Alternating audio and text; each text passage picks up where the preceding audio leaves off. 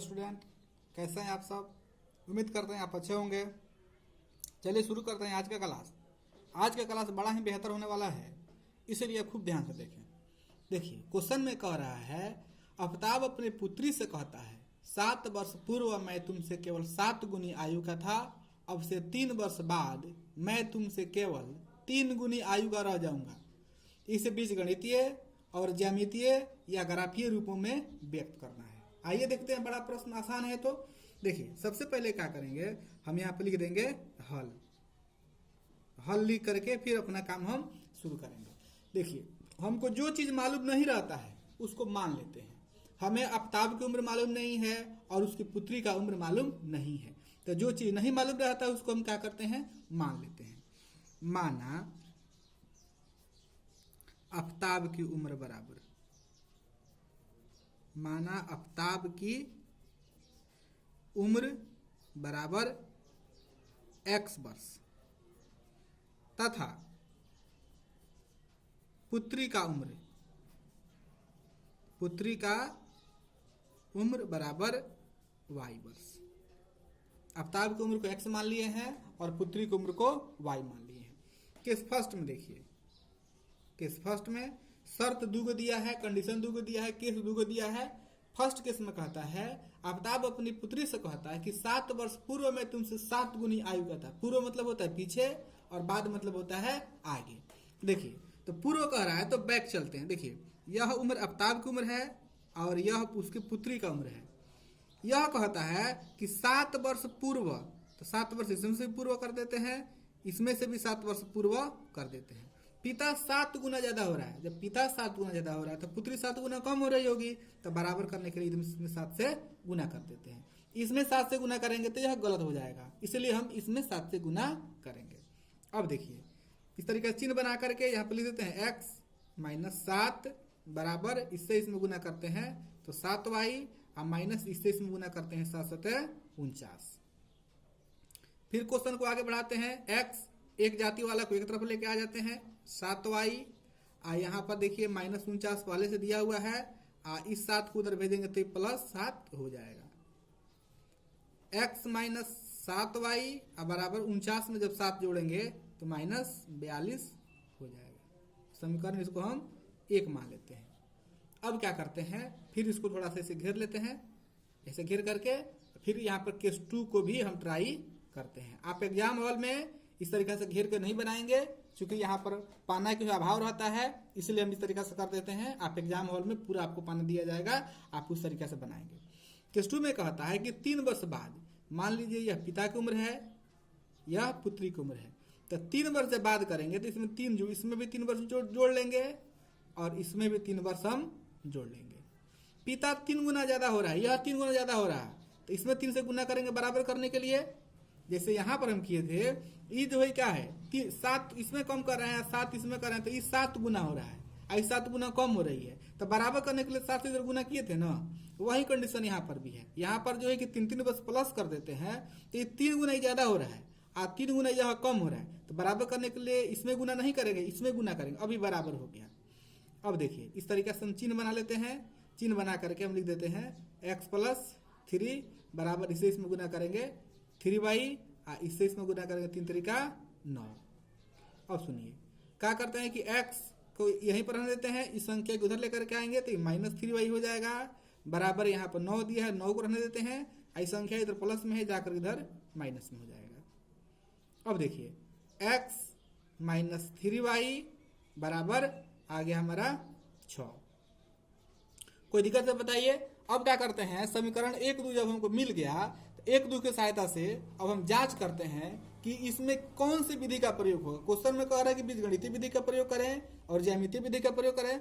चलिए पहले चेक करते हैं कि बीजगणितीय विधि का प्रयोग इसमें होगा कि नहीं होगा। बीजगणितीय विधि की कुछ शर्त होता है, किस कंडीशन में। ऐसा नहीं है कि कोई भी क्वेश्चन आपको दे दिया जाए और आप आसानी से बीजगणितीय विधि का प्रयोग कर देते हो जाएगा, नहीं, कुछ उसका कंडीशन होता है, उसको पहले हम चेक करते हैं। आइए चेक करते हैं कि बीजगणितीय विधि में होगा कि नहीं होगा।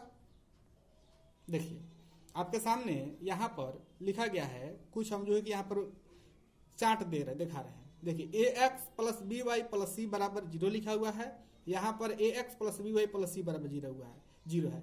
इसमें भी C है, इसमें भी C, इसलिए इसका नामकरण अलग अलग कर दिए। इसको A1 कर दिए, इसको A2 कर दिए, इसको B1 कर दिए, B2 कर दिए, C1 कर दिए, C2 कर दिए हैं। देखिए, यदि कोई दो समीकरण दिया रहे, दो समीकरण मान लीजिए आपको दिया रहता है और दोनों समीकरण इस नियम का पालन करता है तो वह उसका हल होगा, वो अद्वितीय हल होगा। और जब अद्वितीय हल होता है तो बीजगणितीय विधि से भी उसको हल कर सकते हैं और ग्राफीय विधि से भी उसको हल कर सकते हैं। यदि यह दो जो समीकरण दिया रहता है वह इस नियम का पालन करता है, इस नियम को पालन करता है, तो उसका अनेक हल होगा और केवल ग्राफीय विधि से हल होगा। यदि इस नियम का पालन करता है, इस नियम को पालन करता है, तो उसका कोई हल नहीं होगा और उसका जो है कि केवल ग्राफीय विधि से उसको हम बना सकते हैं। अब क्वेश्चन जो हमारे दिया हुआ था उसको चेक करें कि कौन तीनों में से किस विधि का पालन करता है, किस नियम का पालन करता है। उसके लिए आसान तरीका है, सबसे पहले दोनों समीकरणों को लिख करके चेक करते हैं। देखिए आपके सामने दो समीकरण यहाँ पे लिखा गया है।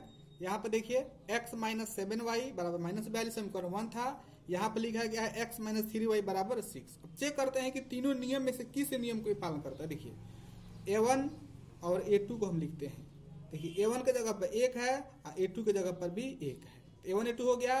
अब देखिए B1 B2 को हम चेक करते हैं। B1 B2, B1 के जगह पर देखिए -7 है और B2 के जगह पर -3 है, इससे ही कट जाएगा। यहाँ पर 7/3 आ गया। देखिए A1 और A2 इतना आ गया, B1 और B2 इतना आ गया, अर्थात A1 A2 के बराबर नहीं है। यहाँ पर 1/1 है, यहाँ पर 7/3, तो बराबर नहीं है। तो किस नियम का पालन कर रहा है?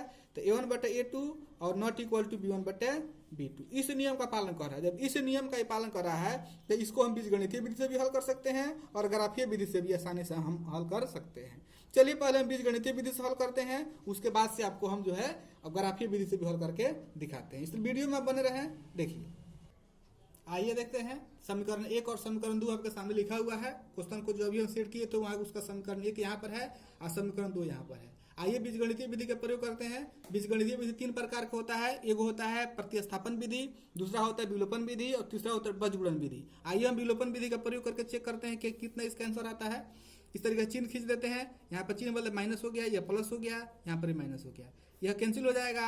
-7y में 3y जब जोड़ेंगे तो -4y यहाँ बच जाएगा। यहाँ पर जो है कि -48 हो जाएगा। देखिए यहाँ पर -48 हो जाएगा, माइनस से माइनस कट जाएगा। यहाँ पर y बराबर हो जाएगा 48/4। संख्या गुना में है, जाकर बटा में लग जाएगा, 12 बार में ही कट जाएगा। अर्थात y का जो मान आया आपको देखिए यहाँ पर y का जो मान आया, ये y का मान कितना आ गया? 12 आ गया। y का मान समीकरण 1 में भर देते हैं। लिखेंगे कि y के मान समीकरण 1 में, y के मान समीकरण 1 में, समीकरण 1 यहाँ पर लिखा है x - 7y बराबर -42। देखिए x रहने देते हैं, 7 को 7 रहने देते हैं, y के जगह पर क्या भर देते हैं? 12 भर देते हैं, बराबर यहाँ -42 कर देते हैं। अब देखिए क्या करते हैं, इसको इस तरीके से बना करके यहाँ पर लिखते हैं x - 12 से यहाँ पर 84 भर देते हैं, -42। x को हम इधर ही रखते हैं -42। आई संख्या को जब इधर भेजेंगे जाकर +84 हो जाएगा, +84 हो जाएगा। अब सुनिए 84 में जब -42 जोड़ेंगे तो हमारा कितना आ जाएगा? 42 वर्ष हो जाएगा। तो यह भी 42 वर्ष आ गया। तो क्या आ गया? यह भी 12 वर्ष आ गया। यह जो है पुत्री का उम्र है, यह जो है कि पिता की उम्र है। अर्थात x बराबर आ गया हमारा 42 और y बराबर आ गया 12। दोनों वर्ष में आएगा। देखिए दोनों वर्ष में रहेगा। पिता 42 साल के हैं और पुत्री जो है कि 12 साल की है। पिता 42 साल के हैं, पुत्री 12 साल की है। अब क्या करते हैं, हम क्वेश्चन को जांच करते हैं। जो हम क्वेश्चन बनाए हैं वह क्वेश्चन हमारा कहीं गलती नहीं ना है। मान लीजिए आंसर जो हम 12 ले आए हैं, 42 ले आए हैं, क्या पता कोई आंसर गलत हो। हम जांच आसानी से कर सकते हैं। किस प्रकार जांच करेंगे? तो आप देखिए जांच करने का तरीका इसका होता है, जो यहाँ पर केस दिया गया है उस केस को यहाँ पर सेटिंग करते हैं। देखिए यहाँ पर कह रहा है आपके सामने यहाँ पर कि पिता कह रहा था। देखिए यहाँ पर केस जो लिखा है उसको मिलिए x - 7 को और y - 7 को। देखिए यहाँ पर आपके सामने केस जो कह रहा था उसमें कह रहा था कि पिता जो है कि अपने उम्र में से 7 वर्ष घटा रहा है और पुत्री भी अपने उम्र में से 7 वर्ष घटा रही है। तो पिता जो है कि 7 गुना ज्यादा हो जा रहा है। चेक करते हैं, x का मान हमारा 42 आया है, यहाँ 42 भर देते हैं, यहाँ पर 7 है तो 7 भर देते हैं, बराबर है तो बराबर कर देते हैं, यहाँ पर क्या 12 भर देते हैं, यहाँ पर हम 7 भर देते हैं। देखिए 42 में से 7 घटेगा, यहाँ पर 35 हो जाएगा और यहाँ पर जो है कि 12 में से 7 जाएगा, यहाँ 5 हो जाएगा। ये पिता का उम्र जो है कि 35 हो गया और पुत्री की उम्र 5 हो गया। तो 5 का पढ़ा 7 बार पढ़ेंगे तो 7 गुना नहीं हो गया पिता 7 गुना हो गया, अर्थात जो है कि हमारा मान जो आया सही मान आया है। इसीलिए हम क्या किए थे, बराबर करने के लिए इसमें हम 7 से गुना किए थे। एक और केस कह रहा है कि पिता भी अपनी उम्र में 3 बार जुड़ रहा है और पुत्री भी अपनी उम्र में 3 बार जुड़ रही है। तो पिता जो है कि 3 गुना ज्यादा हो रहा है। चेक कर लेते हैं, पिता जो है कि 42 साल का है, 3 इसमें भी जोड़ लेते हैं। पुत्री 12 साल की है, 3 इसमें भी जोड़ लेते हैं। तो ये कितना हो जाएगा, ये हो जाएगा 45, आई हो जाएगा 15। तो मान लीजिए कि 15 यहाँ 45, पिता 3 गुना ज्यादा हो गया, पुत्री 3 गुनी कम हो गई। हम बराबर करने के लिए क्या किए थे, इसमें भी 3 से गुना कर दिए थे। आप इस तरीके से आसानी से समझ पा रहे हैं।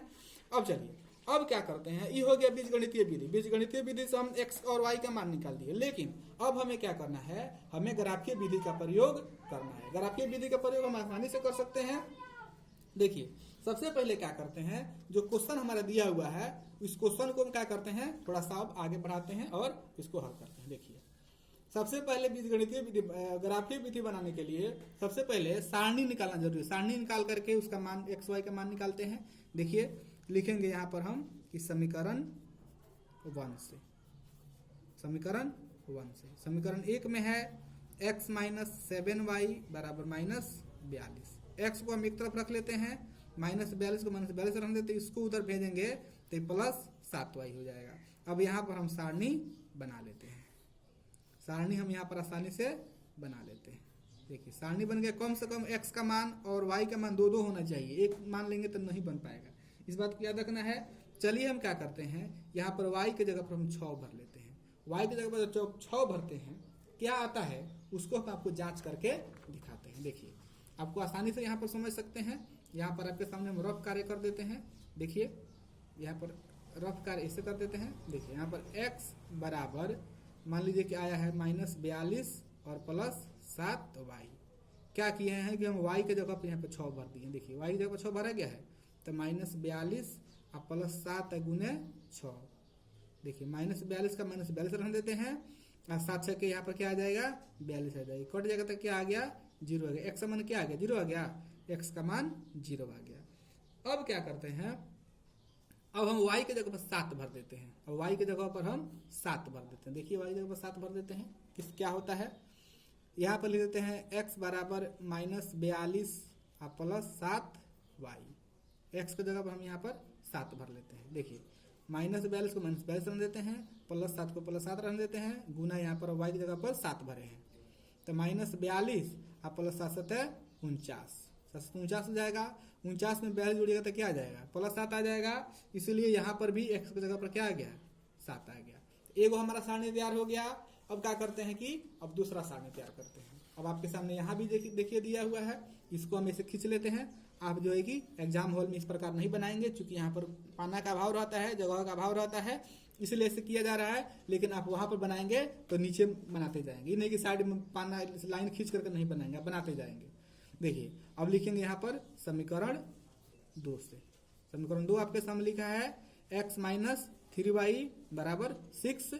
x को हम इधर रखते हैं और उसको उधर भेजते हैं, तब माइनस में है जाकर प्लस में 3y हो जाएगा। इस तरीके से हो जाता है। तो फिर हम क्या करते हैं, यहाँ पर हम आसानी से यहाँ पर हम सारणी तैयार करते हैं।